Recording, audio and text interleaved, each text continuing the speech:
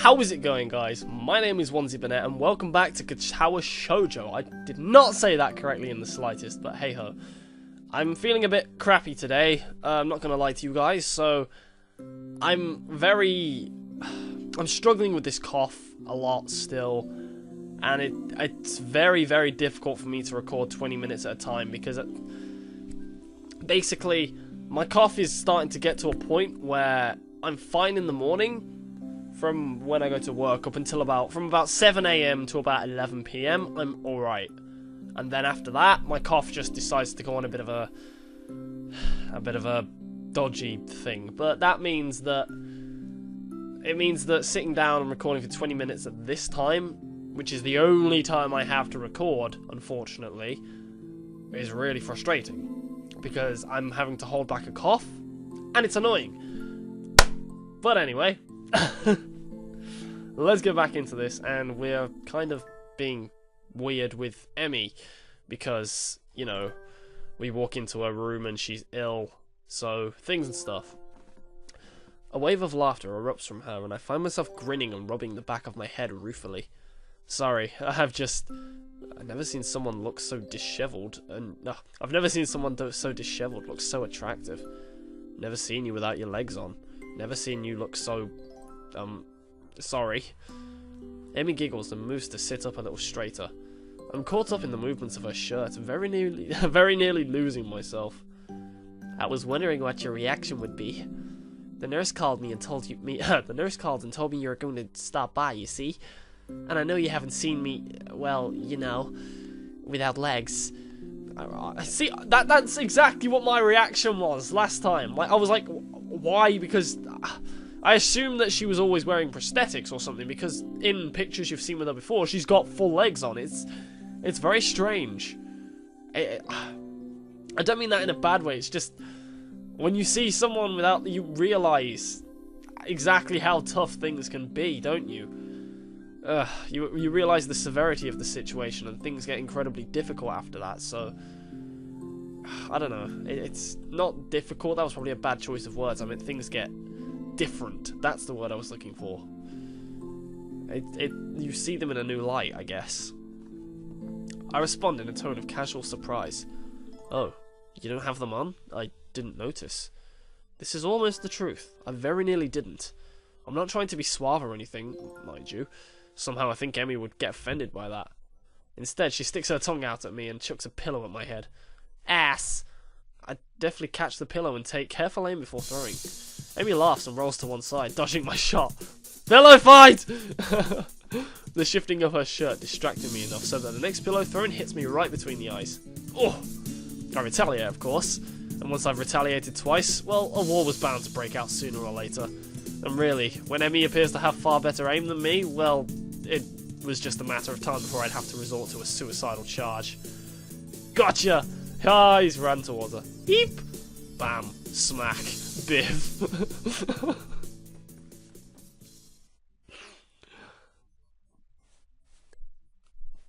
Why? It's like a dodgy Batman comic. Well, I say dodgy Batman comic. There isn't really such a thing as a dodgy Batman comic. Unless... I don't read comics. I should, but I don't. And once the charge was accomplished, well, of course I'd have to wrestle the pillows away from her. And with that kind of struggle, of course we'd wind up in this sort of position. Damn, son. And so I find myself staring down at her from my position atop her. Objection! She's grinning, eyes sparkling with amusement, maybe a little sweaty from our tussle. Her chest is heaving up and down, sucking in air. That small bit of my brain that's not currently enraptured by the sight and the smell of her observes that she must still be ill, because her stamina's not what it should be. We stay that way for a while. I'm not sure how long, but because everything seems to go fuzzy. Everything that isn't her, anyway. Her eyes meet mine, and deep inside them, I almost catch a glimpse of... what? Fear? Longing? Hope? EMI. A cough suddenly convulses her, and I'm almost stumbling in my haste to get off to apologise for everything. That's what makes you stop. You can see she's clearly ill. She didn't go running with you this morning. And what makes you stop after making her have a massive pillow fight with you is her coughing.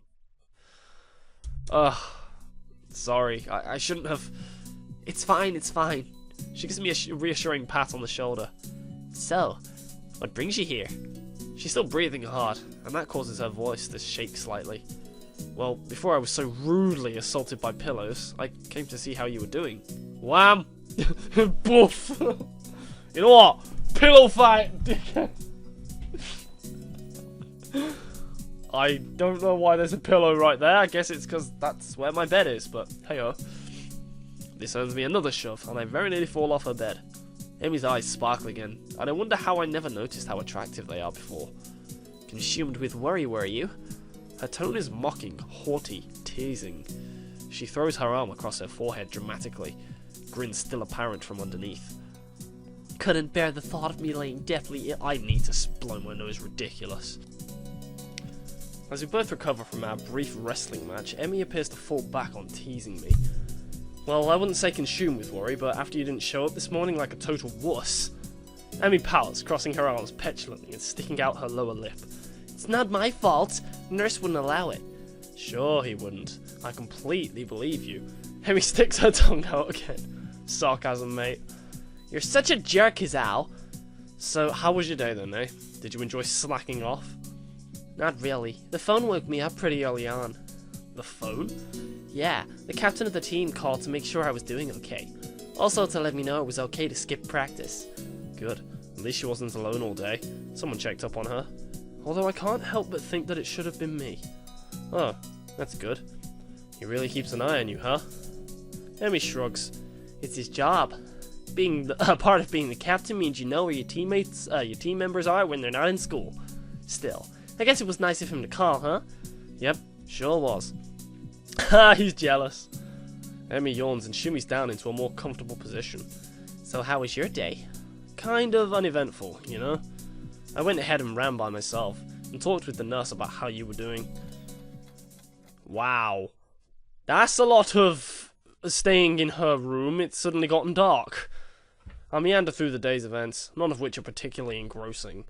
That's when I am distracted by an arm finding its way across my waist. It seems that Emmy fell asleep while I was talking, so I drew her blanket to cover us. She's rolled over onto her side, and now one leg is thrown over my legs, effectively trapping me. Hey. Seems a shame to wake her, but I have things to do. I gently shake her, but in response she only tightens her arm's grip on me and sighs a little. That is freaking adorable. It does look a little like a little girl right there, but I'm not gonna say anything. You're getting into weird territory, Alex. My resistance to this position crumbles rather quickly. The feeling of her body breathing steadily is both calming and incredibly stimulating at the same time. My breathing cannot decide if it wants to speed up or relax. Relaxation wins, and I find myself putting an arm around Emmy. I think I'm in love. Wow, that's a bit out of the blue. The words slip out and hang in the air unnoticed. At least I hope they've gone unnoticed. Emmy whimpers weakly through her dream, and her grip suddenly tightens again. For the first time since I've known her, I see tears running down Emmy's face. It feels like my heart's about to break. I instinctively tighten my own grip and stroke her hair in what I hope is a soothing manner. Words of comfort, meaningless in this situation, spring to mind. Maybe I should wake her. Are you supposed to wake people having nightmares? I can't for the life of me remember. The decision is taken from me as Emmy suddenly jerks awake with a cry. Dad! This is more than I think I want to hear without her knowing. I quickly sit upright and gently shake her shoulder to stir her. Hey, you okay? What a silly question. Oh, I don't know why that made me laugh, but... Huh? What? Is Al? She shakes her head as if to clear it and quickly wipes her eyes. You had a nightmare, I think. Emmy shudders again and glances up at me a little cautiously, as if unsure whether or not she's actually up. Yeah, I guess so. You want to talk about it? A speedy internal debate seems to be going on in her head, which resolves itself with a shrug. Nah, I don't really remember much of it. I'm pretty sure she's lying to me, but somehow I don't think I should press the issue. Emi shudders again and turns towards me, looking a little sheepish. Sorry for falling asleep on you like that. I keep my voice as soothing as I can. Hey, don't worry about it. You've been ill. Yeah, I guess that cold medicine's just made me a little drowsy. I guess so. Emi does not strike me as the sort of person who'd fall asleep at the drop of a hat. Rin maybe, but Emi's far too energetic. Emi gives a half smile at my response, and then just like that, she's back to her old self. Well, prepare yourself for tomorrow morning, Hizal. We have to go twice as hard to make up for today. But I went running this morning. No excuse. God damn it, it's like, she didn't, but he did. Oh, fine. I'll be ready for you. Emi nods, satisfied. Good. I take this as my cue to exit. Well, I'd better get going, especially if I want enough sleep for tomorrow. I hop off the bed and head to the door. Hey, Hizal? I pivot neatly on my heel and face Emi. It's like a Michael Jackson spin then. She opens her mouth to say something, and then, in another first, I see her falter slightly. She closes her mouth and opens it again. Thanks. What was she going to say? I don't know. For dropping by, I mean. You're kind of the first visitor I've ever had who wasn't Rin. Now that's surprising. I would figure that Emi would have people dropping by all the time. She's certainly popular enough, or so I thought. Always talking to people in the hallways. Emi hesitates again.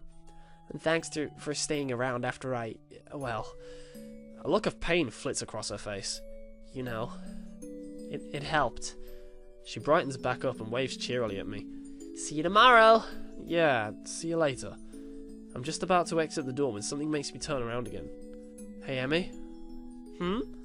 Anytime you need to talk, let me know, okay? Emi seems taken aback by this offer. Her grin gets even wider. Sure thing, Hizal. See you in the morning. I exit Emi's room with my head in a whirl. Should I have even left? Was she really okay? I want to turn around and march back down the hallway, open the door and tell her. Tell her I love her. Tell her I think she's beautiful. Tell her that I'll be there when she needs me. I want to stay with her. To hold her close as she falls back to sleep. How many nights has she woken up like that? Only to find that nobody's there. I want to be that person she can be with when that happens. It's a silly thought, I know. We don't know each other that well, do we? The whole idea, while exhilarating, also makes me feel worry. Worry perhaps that I'd overstep my bounds. And now to add to my troubles, it seems as if Emi herself already has an interest in someone else. This track captain of hers who seems so interested in her well-being. True, I've only seen the two of them together a few times, but that doesn't change the fact that they seem better suited to one another. There's really nothing to be done about that. I need to take my mind off of this whole situation. I've got homework to do. Maybe that will distract me. Ah, I can so empathise with him right now. This is heartbreaking. This is heartbreaking, seriously. All those thoughts go through your head at the same time and you can't vocalise them. It's ridiculous. I so can empathise with that. I'm so... my heart, my feels. A night of restlessness has left me feeling fairly groggy this morning. The events of the previous day keep intruding upon my mind. The memory of how Emi felt against me. The memory of our wrestling match. And most bothersome, the memory of her nightmare. She was in so much pain. I can't stop wondering what it must be like for her to wake up with nobody there. The shower shocks me awake with hot water. Awake, but still worried. What will happen today? Will things just go back to normal?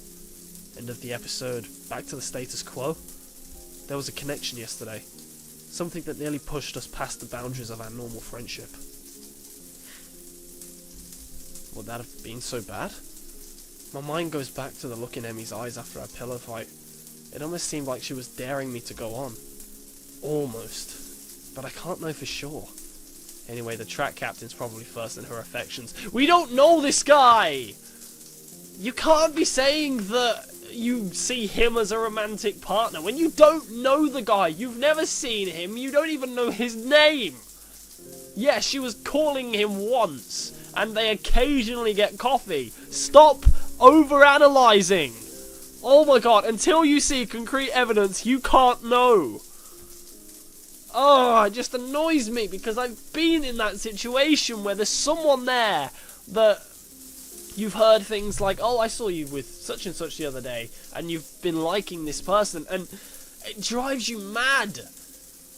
But you've just got to stop over-analysing. Oh my god, if you don't, then you're just going to drive yourself mad, and it will hurt even more if you... It just hurts more that way. Just... sometimes, some people... Kids! I'm 20, I can call you a kid. Not you guys watching, just his owl. His owl's such a child. You guys are more mature than he is. But even as I say that, my mind is already snorting derisively. Derisively? Yeah, derisively. I'm just looking for an excuse, a reason for everything to go wrong. Stop being so pessimistic! A reason to not try. It's not as if I've even seen the two of them together outside of track practice. And clearly he's never visited. Emmy said as much herself. Even if they were close, surely he'd visit. I'm such a wuss. I ought to just go for it anyway. Damn the consequences. That's what Emmy would do. I think. Hell, I know that's what she'd do. Which is partially why I'm convinced there's no interest on her end. She hasn't acted either. Maybe because of this track captain. It's possible she's got a bit of an unrequited crush thing going on. But who would be able to clarify their relationship? It sure as hell can't be Emmy. She'd probably just laugh and ask why I wanted to know. And I'm not ready to answer that yet. Rin would probably just give me some cryptic answer or something. And then with my luck she'd just ask Emmy. Who would ask me why I wanted to know, and I've already covered that problem. I wonder, could I get away with asking the nurse? He seems pretty protective of Emmy. I'm sure he'd know if something was up. And he owes me for not letting Emmy know he forgot to tell me about her being ill, so he'll keep her quiet. What if he asks me why I want to know, though? I can shake him off. Just say I'm curious as a friend. He'll buy that, won't he? Just tell him he's your ally! Ask Kenji for the banter! That's settled then. After the run, I'll talk to him while Emmy's waiting outside the office. Ask Kenji! I swear to God, do it! I want to see his reaction. I want to see him explode. There's no sign of Emmy when I arrive at the track. Is she still too ill? I decide to give her 10 minutes. I'm a little early, and she was ill yesterday. So if she takes a while to show up, it shouldn't be surprising. Still, I'd hate to just waste my time, so I occupy myself with stretching and pacing back and forth anxiously. What if I went too far yesterday? What if she doesn't come because she's embarrassed? What if... There she is! Ah, you stop! You see this thing? His owl, this thing? Get out of it! Get out of your noggin! You're just gonna drive yourself insane. Stop worrying about it so much. If it happens, it happens. If it doesn't, you're happy with her as a friend. Simple. Oh, this is annoying me. You're early again, his owl. I'm impressed. Just like that, I feel some of the tension leaving my body. Amy seems to be bright and cheerful as usual, with no sign that she was even ill the other day, much less had a less than restful sleep. Still, I have to ask. Sleep well last night? It's just a throwaway question, small talk. The sort of thing that people ask someone they bump into in the cafe while getting their morning coffee. But not for us, at least not for me. I don't know if Emmy realises that I'm actually concerned about how well she slept last night, but the question does give her a pause. After a short moment of what seems like her genuinely pondering this, she nods. Yep, sure did. Was it because of me? Did I actually help? Or are you just saying that to get me to stop asking questions? Good to hear. Emmy grins and begins warming up. So, ready to begin? Am I ready? Of course I'm ready! I was born ready. Amy laughs at my bravado when we take off running. I keep a steady pace the whole time, breathing steadily. I still feel dead at the end, but at least I don't gasp like a fish out of water now. Amy is positively beaming after the long run today. Nice job, his owl. You're improving. You'll be half as fast as me in no time. The last line is delivered with a teasing grin that I've grown all too used to. Oh, how exciting. Emma begins to run her sprints while I take a cool-down lap. She's really pushing herself today. By the time I'm done with my lap, okay, I thought it said nap, I was going to say what? By the time I'm done with my nap, she's laying across one of the bleachers, looking exhausted. Goodness, Not pushing it a little hard. Ah! Goodness, I'm not pushing it a little too much today, are you? You did just have a cold, you'll recall. Amy gives an annoyed snort and sits up. Pah! I'm just trying to make up for lost time, that's all. I went twice as hard today, you know? A good run always gets the kinks out, you know? Clears the mind, too. Oh? Amy nods vigorously. Yep, it's a great outlet for that sort of thing. She does not explain further, and I don't ask. I suspect the real reason she went. I suspect I know the real reason she went so hard today. Being sick had nothing to do with it. Something's bothering her. Maybe the nightmare, maybe something else. But it's not my place to pry. She'd tell me if she wanted to know. I'm sure that comes in handy. You have no idea. The sincerity in her voice confirms my suspicion. The only problem is, even though I know she's tell me if she wanted me to know, I still want to know. Something on your mind, then? Amy doesn't seem surprised by my question. Instead, she shrugs. Nah, it's nothing worth getting worried about. She seems as if she's trying to convince herself as much as she's convincing me. I open my mouth to ask if yesterday is responsible for her current state of mind, but think better of it. Too much risk of her taking the question the wrong way. Besides, I'm not even sure myself what to think about yesterday. Really, I can only get about as far as how it felt to have Amy sleeping next to me before my brain shuts down. Having her before me now, covered in sweat and looking wryly at me, she's making it difficult to think. Yeah, I hear ya. We'd better hurry and see the nurse. We're running short on time. Aren't we always? Amy laughs at this. A dry chuckle that seems most un-Emmy-like. Too true. For a brief moment, she looks old, worn down by some old hurt. But just like yesterday, I can almost see her shouldering the burden and straightening up slightly. Then she's back to being Emmy again. Come on then, Hazal, race ya! With a sudden smile, she darts off. Hey, no fair! I take off after her, knowing her I won't catch, but not caring. God damn it.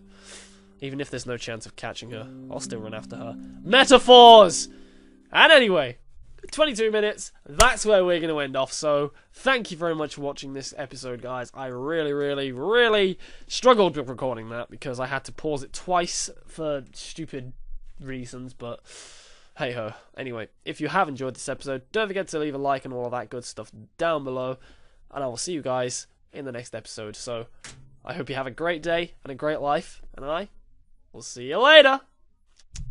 I don't even know why I adopted that bloody end thing. It's because of Shroom Raver, I swear to God.